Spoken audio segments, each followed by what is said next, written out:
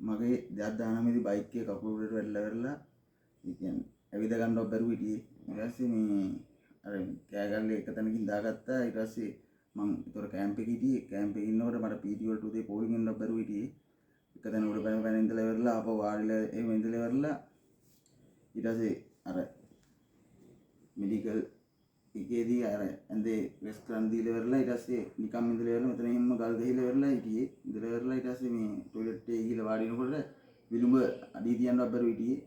Sir ගාට ඇවිල්ලා පළවෙනි දාසේ sir කිව්වා හදලා ඉවරලා මේ මෙතන බුරුල් වෙන්න දෙන්නම් කියලා බෙහෙත් බීලා ඉවරලා පහුවදා ගිහලා টয়ලට් එකේ වාඩි වෙනකොට මට විලුඹ බිම තියන්න පුළුවන් මට්ටමට ආවා. අද ඉතින් මේ විලුඹ තියලා හොඳටම يعني කකුල ගෑවෙන ගානටම නැමෙන්න පුළුවන් තත්ත්වෙට මං ඉන්නවා. ඉතින් මට සතුටුයි. ඔව් දැන් මේ රෝගියාගේ මේ ඇක්සිඩන්ට් එකේ මේ දනිස්ස වැදිලා කකුල් පැත්තකට ගිහලා තිබුණේ. පස්සේ ආර අඩිය තියෙනකොට ඇද වෙලා කකුලේ ලොකු ඇදයක් තිබුණානේ. අඩිය තියෙනකොට පොල්කට මේ දනිස් පොල්කට පැත්තකට ගිහලා ඇදලා තිබුණේ. වලගුණෙත් නැහැ නේද? ඔව්.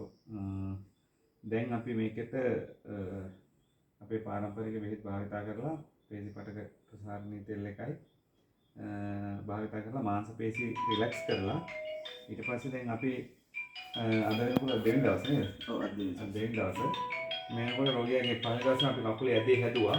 දැන් ඒක සොෆ්ට් එන්ඩ් බේස් බඳලා ඇදේ හැදුවා. දැන් ඒක හරි. දැන් ඉතින් අද බෙහෙත් බැන්දා. මම හිතන්නේ ඉතින් පස්සේ ආයෙ ආට එන්න ඕනේ නැහැ.